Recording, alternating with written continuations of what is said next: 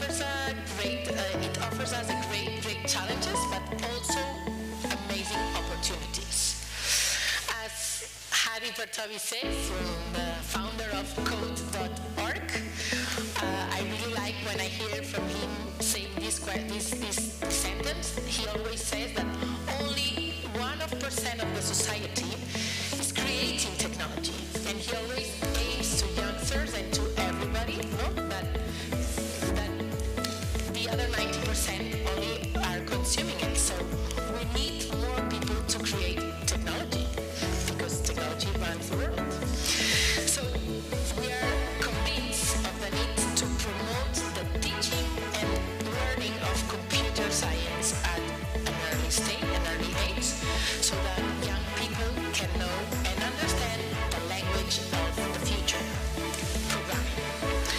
Because it will not only allow them to better understand the world in which we live, but also to develop skills that are very demanded in companies, like teamwork, critical thinking, creativity, planification. So we would like to talk about several related topics today for a few minutes. And I'm so fortunate to be accompanied here today about 3 amazing experts and 2 incredible young teachers who are passionate about technology and education. And I would like to take the opportunity offered by UNESCO World Education Congress to hear from them. So, are you ready? Yes. And are you ready? Yes. Okay. So, I'm going to start with Pat. Pat, young Farid. Hello, good morning. Hi, good morning. Good morning. Let me tell you a little bit about Pat. Pat has led education strategy, curriculum and professional development, district outreach, state policy, and government affairs for the world's largest computer science organization, code.org. And you are the chief academic officer for code.org. And I had a look at your website, and I really like a sentence you have there, which says, from the classroom to national policy, influencing the whole education system. You've been also a teacher of teachers during 20 years, right? Yes. So I have a question for you, and I would like you to tell us a little bit of why is it important to learn computer science in schools, but not only in schools. So I would like also to talk about why computer science could be interesting also to be teach and learn in higher education, and also what could we all do to promote this importance of promoting or learning computer science. Hello, everyone. So the question was higher education, schools, and what we can do to promote computer science. That's right. Okay, let's start off with schools. So I know that there are a lot of teachers in the audience right now, and there might be teachers viewing us live streamed or recorded as well. So for teachers, I used to be a teacher. I taught middle school and high school for 13 years. And so the most important thing about computer science, I actually used to be a science teacher before I taught computer science, before I switched over. The most significant thing, the biggest reason why a teacher might want to teach computer science, even if you're a science teacher, a math teacher, a language teacher, is because you want to engage your students. All teachers teach because they want their students to be excited about learning. And so computer science, because it's so relevant, because it's so fun, because you can actually make things rather than just read and take tests, because of that, teachers should teach computer science because their kids will be engaged, because the kids will be more excited about learning whatever topic. For students should take computer science for a multitude of reasons. Sandra talked about a couple of them, including the number of careers or the vast variety of careers that are available to students who have even a bit of computer science knowledge. So that's number 1. Number 2, as well, it's just fun and engaging as well. So it's nice in school to actually make things versus just learn about things, right? Hands-on learning, project-based learning, these are very important topics and trends in education. education, computer science allows us to experience these things firsthand. So that's for students, and then, I didn't obviously even mention the salaries for these careers, or where it takes you, how it might change your family trajectory. For higher education, Code.org mostly focuses on kindergarten to 12th grade, primary and secondary schools. But for higher education, we believe that all higher education students should take computer science as well. I think they're a lot closer to their careers, and no matter what major they're in, I believe that they can take computer science and innovate in their field. In fact, we already see this with most careers right now, where computer science is innovating everything. It's innovated in the last 20 years how we find our partners. In fact, I think most people these days, especially young people, don't even bother meeting people in real life first. I think they just connect with people digitally and then meet them in real life, right? All that is because of computer science. And so how can we all promote computer science? I think we can start with the people around us. If you have any kids around you, if you have your own kids, it's exposing them, and especially if they're a young woman, letting them know that it's not just for men or people who look like me. And even more than that, beyond the people around you, I think it's investing in opportunities that lead to scaled change. So nonprofits, the education of teachers, camps for students, etc. Okay, I forgot that to put the video of the hour of code. Is it ready? Perdón, el video está preparado? Because I think it's very interesting to explain to them also this revolutionary activity you have doing in the classrooms of all over the world, and we're also promoting them in Spain with some of our teachers. So we have a video that we would like you to have a look about the hour of code. I don't know if it's ready. If not, we'll put it later. If not, ¿está preparado? O si no, okay. If not, we will continue with our next guest. And how are you, Anne? Very good, very good. So let me introduce you, Anne Morley. Anne is a passionate mathematician and a senior manager of risk advisory specializing in cybersecurity and IT at Deloitte. She believes that women make up a professional cast that is not fully exploited in the role of information and communication technologies. And you're a woman who has inspired many women to take a leap into the STEAMing world. So I have a question for you related to this. And we would like you to tell us a little bit about how can we push women's talent in STEM leadership, in higher education, or in companies. And also, what challenges do you think we have, and what could we do to introduce small changes to these challenges? They're very good questions. Yes. Today, women still only represent less than 30% of all job positions in IT and technology. So without a doubt, it is a pool of talent. Women are a pool of talent that we are not exploiting in technology. And I think, and a lot of people think, that the issue starts at a very young age. The Code.org objectives is starting at kindergarten with children. I think that there are three key areas that we should all be working on, both in higher education as well as in companies, that we could really focus on to help improve that. The first one is role models. I feel that there is a real lack of female role models in IT and in technology. And for young people, what you cannot see, you cannot be. We need to normalize women in technical roles. We need to promote female talent in technical industries. And it's important for both boys and girls that we just normalize the presence of women in this industry and in all of these roles.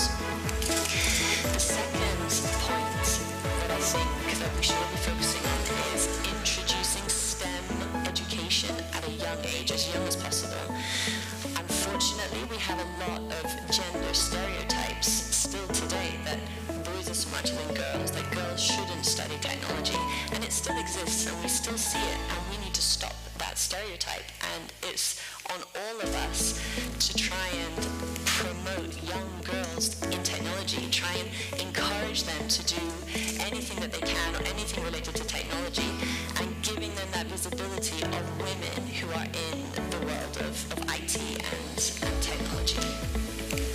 And the last thing that I wanted to say is we need to make STEM relevant, current, and up to date. So I studied mathematics at university. When I finished my degree, I was told I could be a teacher or I could be an accountant. I don't know, I didn't know what to do. And the truth is, I did not have visibility of what other options I had.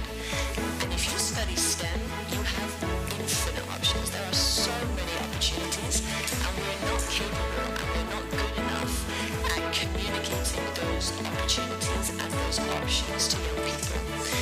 And I think that all of us, especially companies, need to work on showing and marketing all of the opportunities that are around, whether it's engineering, artificial intelligence, cybersecurity, all of these technical industries and technical roles.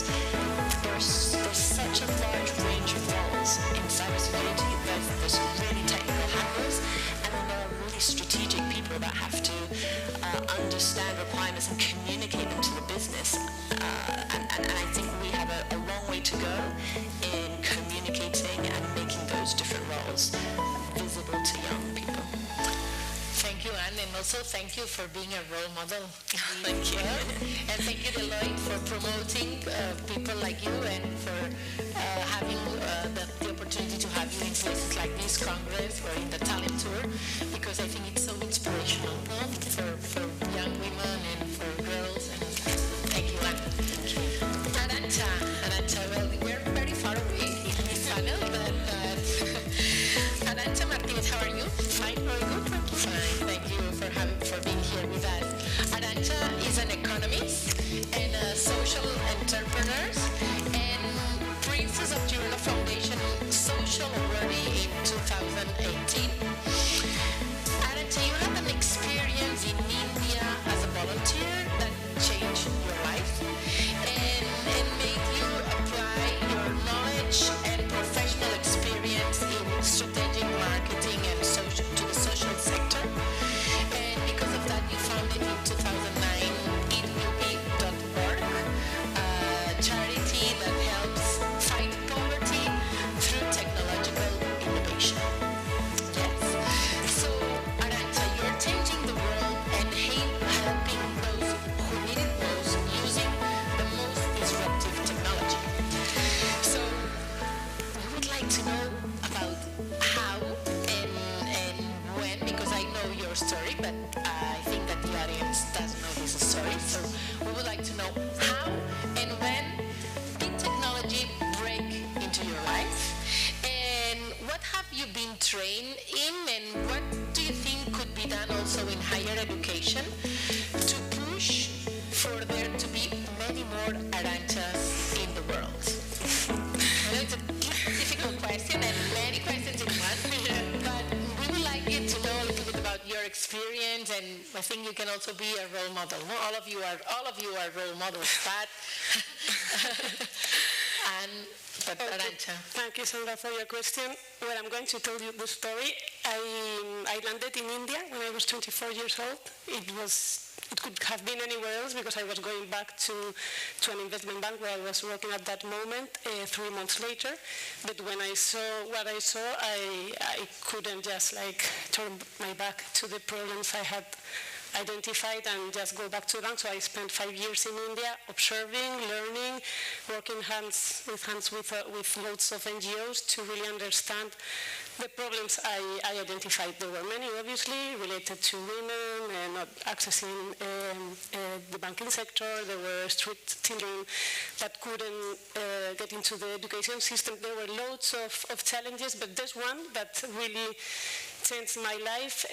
I worked for many months in an NGO that was doing social intervention with street children, street girls, really, and there were only 10 of them. it was incredibly challenging what the NGO was doing. And the thing is that when I was going back from work to home every evening, I kept seeing many more kids under the same situation. So I felt really helpless. It was like, what am I going to change if we're working with 10 girls where there's so many in the streets? And I honestly thought of quitting what I was doing because I didn't think that could have a really big impact. But I got very obsessed with the problem of street children, so I started investigating, like researching on how the field worked, the NGOs were doing, the government was doing, how many were there in the streets. I found out that there were over 10 million children only in India in the streets. So, well, I started thinking on how can we do something more meaningful rather than just trying to go one by one or working in silos, every single NGO trying to do their best. And there is where technology came into my life. I kept thinking what were we using back in the bank or in the other companies I had worked in the past to really press one button and have all the data and know exactly how to deliver the best products to our clients in the best and more quicker way. So I started thinking of those technologies that were used, for example, in the banking sector.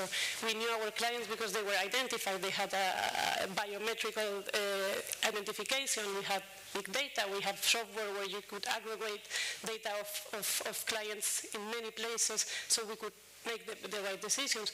So I started thinking, how could we bring that into our field so we can really deliver the product, the services that these kids need, which is access to education, access, obviously put them out of the streets, get them like secure lives.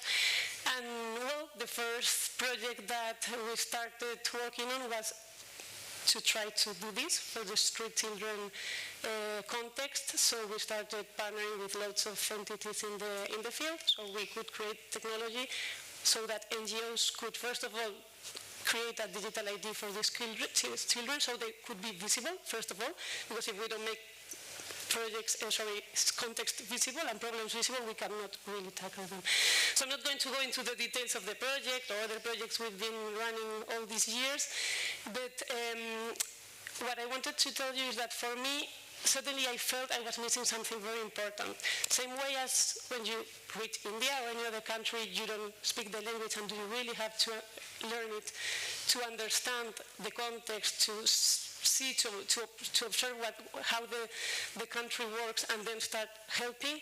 I was missing also digital skills. I knew technology was key for our sector because we could scale solutions, we could really deliver the right products and services NGOs needed to go to the roots of the problems and find the solution and scale them to the world.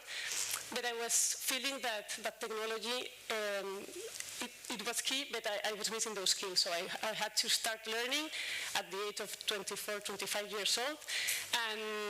And now I understand that it's a little bit late. I mean, it's not anymore just a career. It's a language, a real language that everyone needs. And it's not only those specific professions where you need it, but you need technology and digital skills as a teacher, as a doctor. Any career you can think of is tackling social problems, always. So if you really want to solve all the main social problems the world is facing, we need to create technology from and maybe you will not be coding or creating the technology itself, but I always say, because of my experience, that in those teams where technology is created, you need psychologists, you need doctors, you need the people that know the problem very well, that feel the pain, that feel that they are motivated and passionate to solve that problem. And if you put together these multidisciplinary and diverse teams, you can really create the right ethical technology to solve the challenges. So that would be my Of course. I like because it's more or less what you always say in code.org too, no? Because you have more solutions to the problems. If not, you can only have one or two solutions, and it opens, and it's necessary to learn it. Even Hadi always says also, even if you want to be a farmer, a doctor, whatever, you need to understand this language of the future. Okay. So now we're going to go Max Mix. We have our two teacher generation girls. I don't know if you prefer to, I will answer you in English and they both speak in English, but as we have the audience 50-50, if you want to answer in Spanish or whatever, feel free, okay? If not, we will do a kind of summary later, okay? Okay, so we have Miriam Tejada. Hello, Miriam, how are you? Hello, very good, thank you.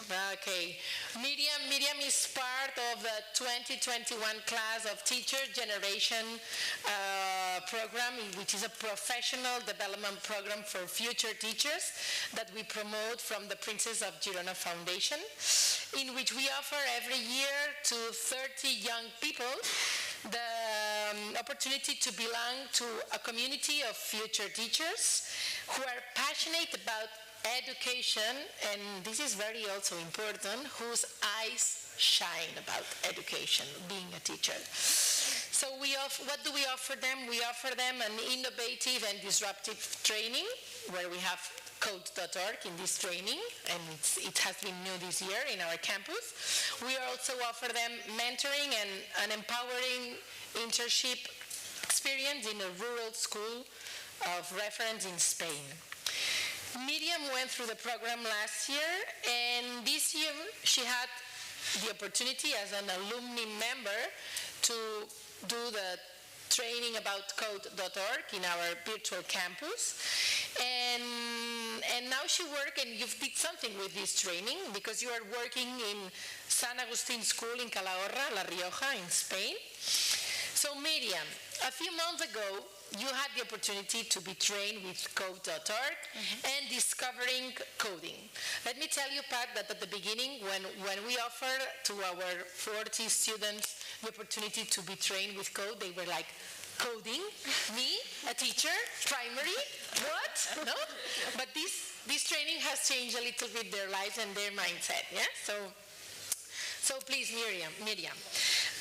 Today you have a good group of primary school children who are doing computer science with you, who are programming in the classroom. So can you tell us what lessons have you learned as a teacher, and also what challenges do you think higher education, because this Congress is about higher education, has regarding the learning of programming, and how would you solve them, or how would you do a little step forward in it? Okay, so first of all I would say that my biggest lesson, and it's really related with what you are talking about, is that we really need that allow our children to make mistakes. Okay, because in real life they are going to be trying to go to a lot of places, and a lot of people are going to say no, and they are going to have to find solutions. So for example, if we always try to protect the children, they are not going to be prepared for the real world. So it is something that I really try with my children, that is, okay, you have made a mistake, now you have an opportunity to find a solution to this mistake.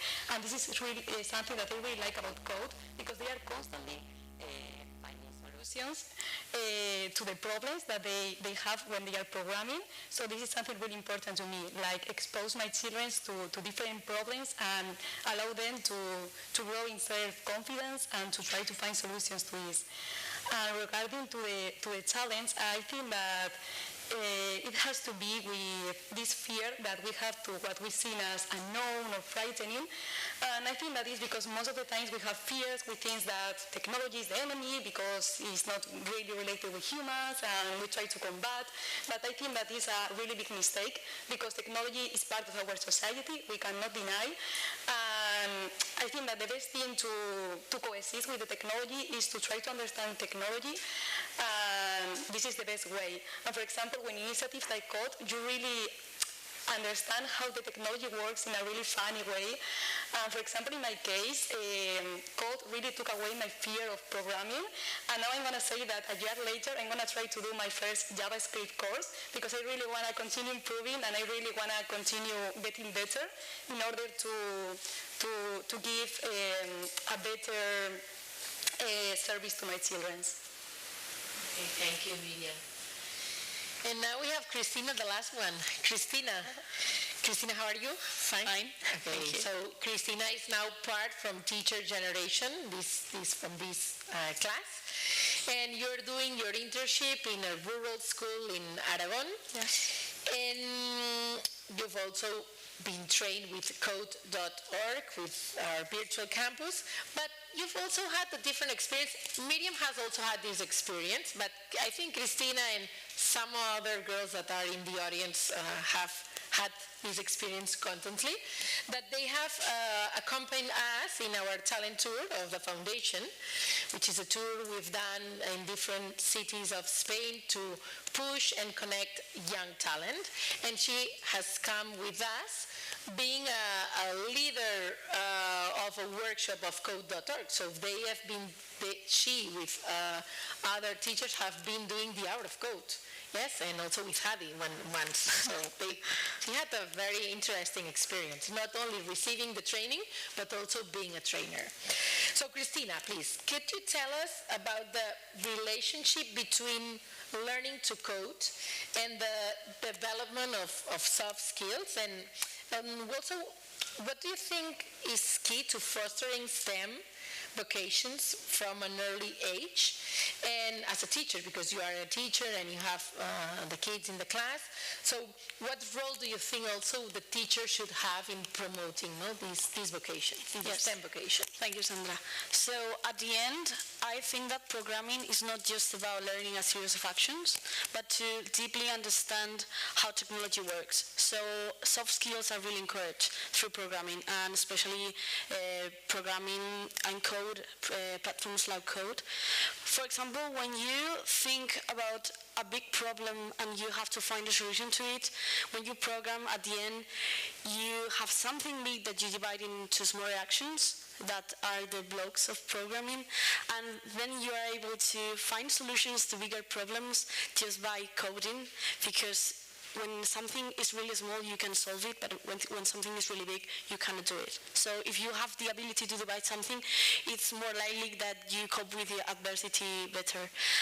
And this is really related with emotions. Maybe technology and emotions, we feel like they are worlds apart, but if you know and you are confident about yourself that you are going to be able to solve something, it's less likely that you have an emotional breakdown when doing something.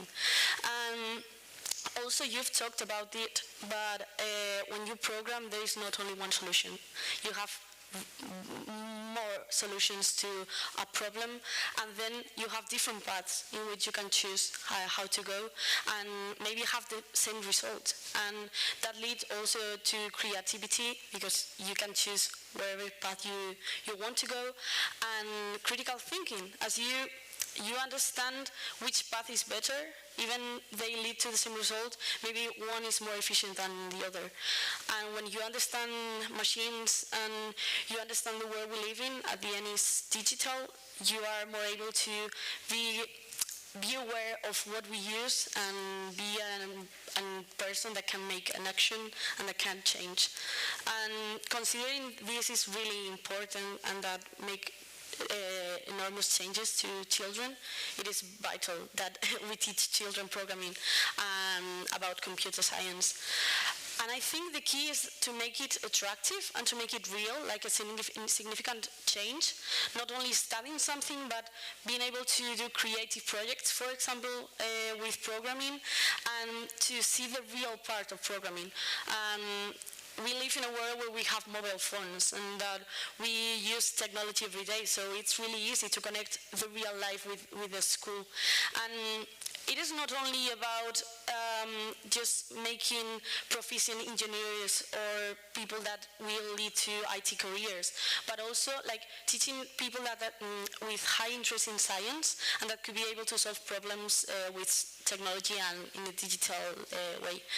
So the key for me is teachers, like teacher training, because as Miriam has said before, like many teachers don't teach science because they are afraid of it. So when you make teachers teach something, children are going to know it. And at the end, schools are the key to balance inequalities, because every children is going to go through school. So we need to make sure that programming and computational thinking are in schools because you cannot be interested in what you don't know. So in order to make every children develop career vocations and STEM vocations is key to introduce programming in schools. And at the end, I think the most powerful tool we have in mind to change and make significant changes to the masses is education. So teachers should be the answer. Okay, thank you, Cristina. I don't know if you have any questions because I have a last question for you, but first maybe the audience has a question. Have you got any questions? Okay, you can start if you want, Marta. If not, Gabi. Then later, yeah, we'll have 2 or 3. Yes, Marta. I want to ask Pat. You have been training teachers for years, so I want to know what can you tell us about this experience and about the importance of teachers as a catalyst for educational change. Wow. Let's start with the last one because Christina said it best. Teachers as a catalyst for change. So I taught for 13 years. I taught middle school and high school. Middle school is the hardest, gosh. If any of you are middle schoolers, I owe you a drink at the bar later on. If you teach middle schoolers. I don't know if I can say it any better than what Christina said. Like, all students are going to go through education in some way, shape, or form. There's going to be a teacher. If you're going to expose them to something, you have to work through teachers. And that's why Code.org has trained, just in the US, we've trained over 125,000 teachers over 9 years. And that's all in-person training, ranging from a day all the way to a year of training through multiple workshops. Because that's what we believe, like teachers are the way to change society. What have we learned? We've learned many things. We've always actually been surprised at how the majority of teachers still don't have enough digital confidence or digital literacy to engage in workshops, to engage in computer science workshops. So with computer science, we're trying to teach teachers how to code.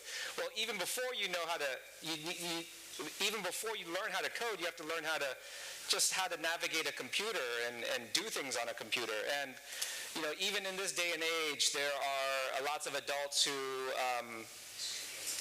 just aren't very confident when it comes to using a computer. Not young people as much, but older people. And then so I think that's one of the things we learned. And the second thing we learned is how excited they are. So even if they come in kind of hesitant to learn about coding, or they don't understand how it's connected to their practice as a teacher, within just an hour or just the middle of the day of a workshop, they're super excited. They can't wait to go back to the classroom.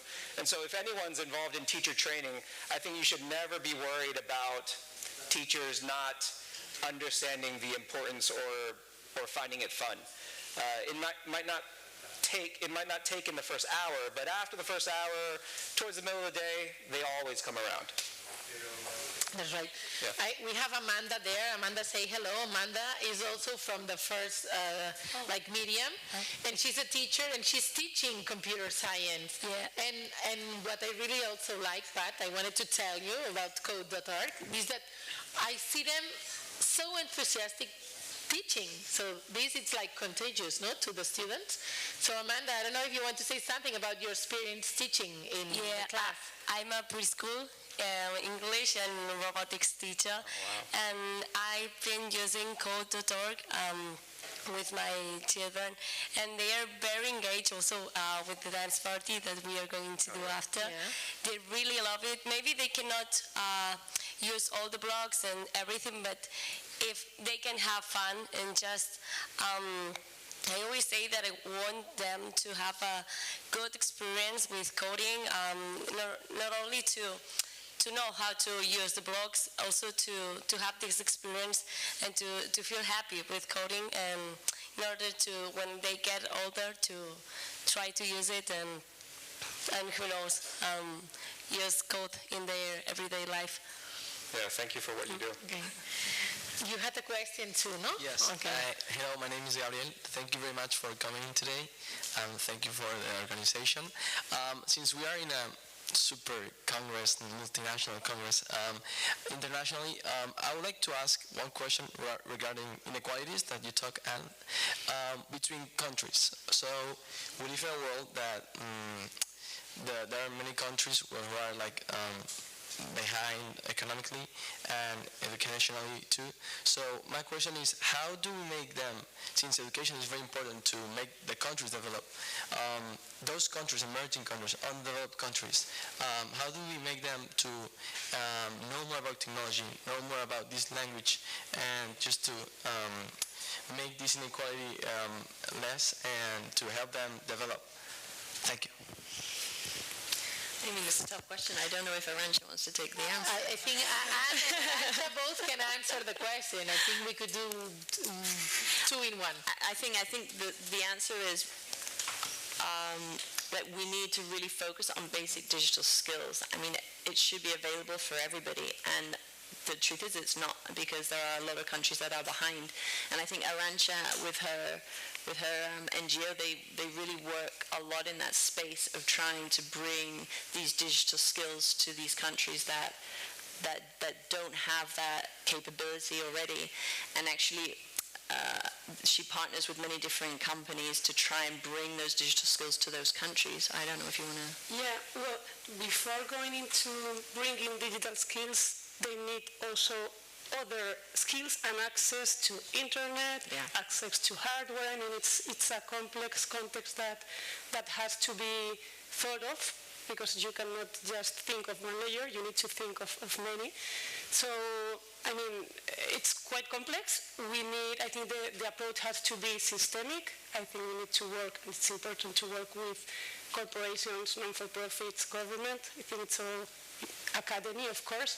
It has to be built always from the field, along with them. I think one of the mistakes we've made in our non-for-profit in the past was to try to build and implement technology that wasn't co-designed with all those stakeholders, especially with the beneficiaries and in this case, the users were the social workers. So they have to be involved, they have to be engaged, and it's challenging. It's challenging because they have fears. We've done lots of projects in places where even they don't want to hear about technology because they feel it's going to get their jobs removed and all these things that you're obviously also hearing.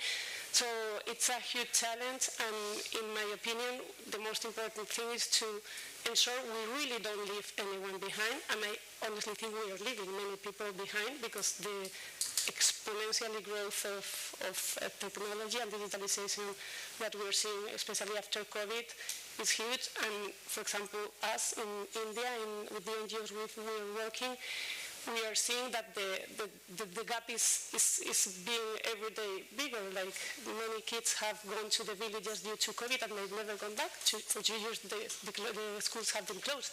So the rest of the world, some of the rest of the world is moving while they are like trying to catch up with 2019-20. So it's challenging. I don't have a solution. We're working on it. We're trying to engage as many partners as possible and trying to send this message as much as we can so that well, we are one world and we try to help each other so that we all code at the speed that the world needs, not only a minority of the world needs. That would be my... I think also that Code.org is doing an amazing job with this, because you were explain to them, because Code.org is almost in a lot of countries, and the one that they are not there, we have Fran over there, that we can end a foundation that are going to help to push Code.org wherever it's need.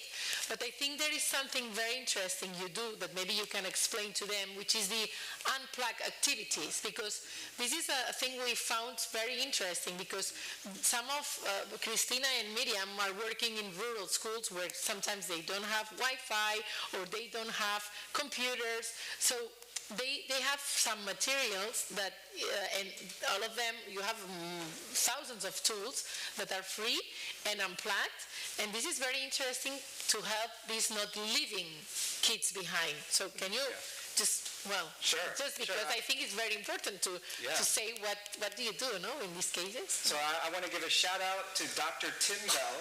He's at the University of Canterbury, I believe, in New Zealand. And he's the one who came up with the idea of teaching computer science without a computer, and what we call CS Unplugged, or Computer Science Unplugged.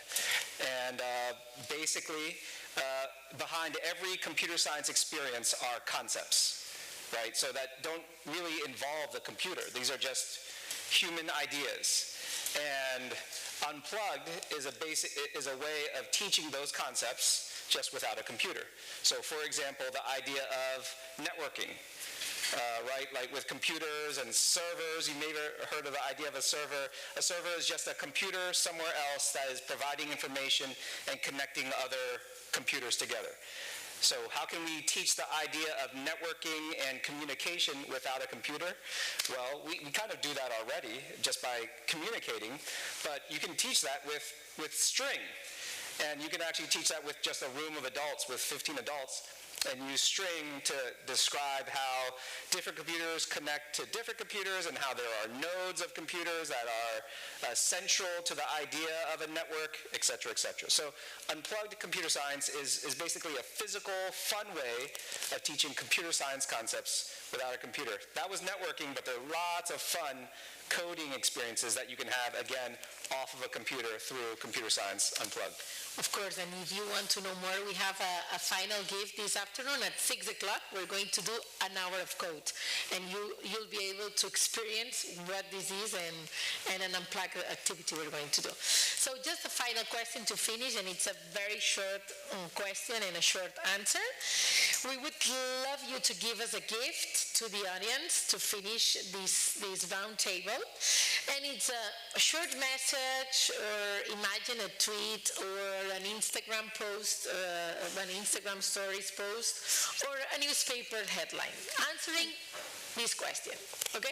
So what would you say, I will ask to one of you, to the audience to do a step forward in higher education using creating technology or developing talents that make a positive impact in our society?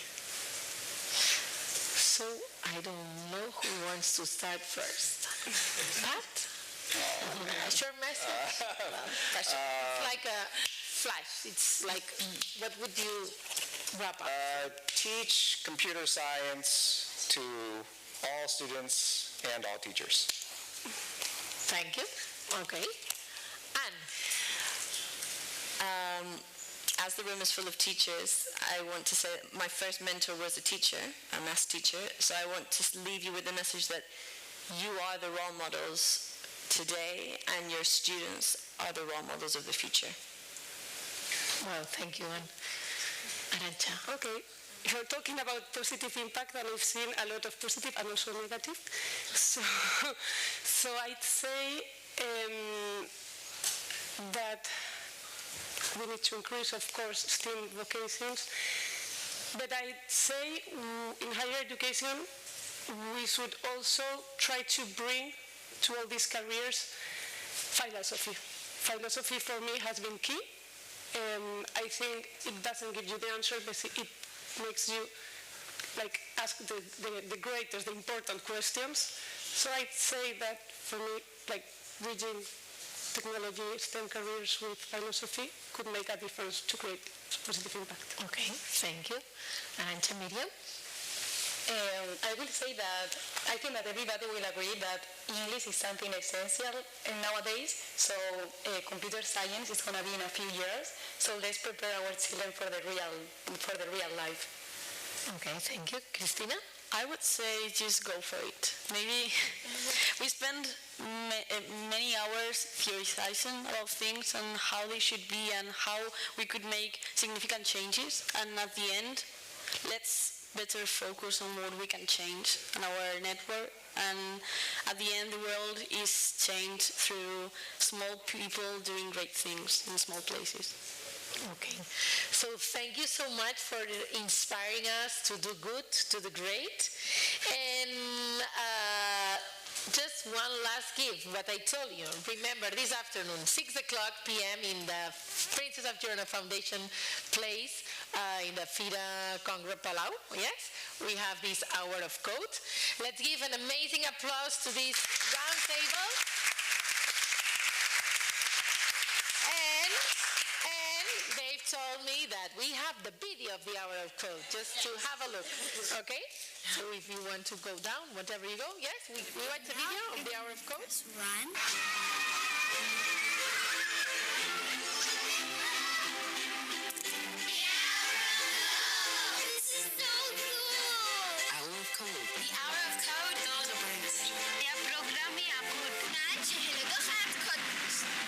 Teacher says you guys are into it. We are. It's very awesome. Students around the world had an hour of code today, part of a global movement to show kids what it takes to create the programs and apps they spend so much time using. The largest education events in history. Organizers set what they called an ambitious goal, reaching 10 million students this week. Almost 15 million signed up. This week, I'm proud to join the students, teachers, businesses, and nonprofit organizations taking new steps to support computer science in American schools. You guys are already getting a head start on taking over the world. I got it. They've been so excited about it. They don't even have to be a computer science engineer. Maybe they want to do something else. But in our world, this is going to be the basis for everything that we do.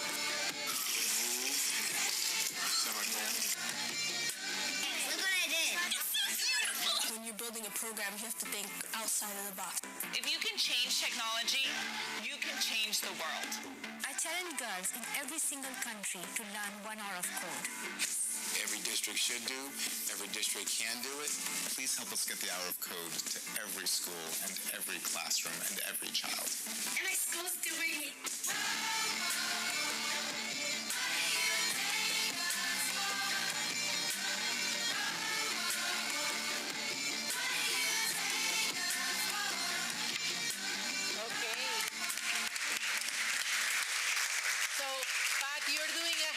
This afternoon, no? Or a head talk, he's doing it in the auditorium, I think, or downstairs. Yes. So thank you so much for everything.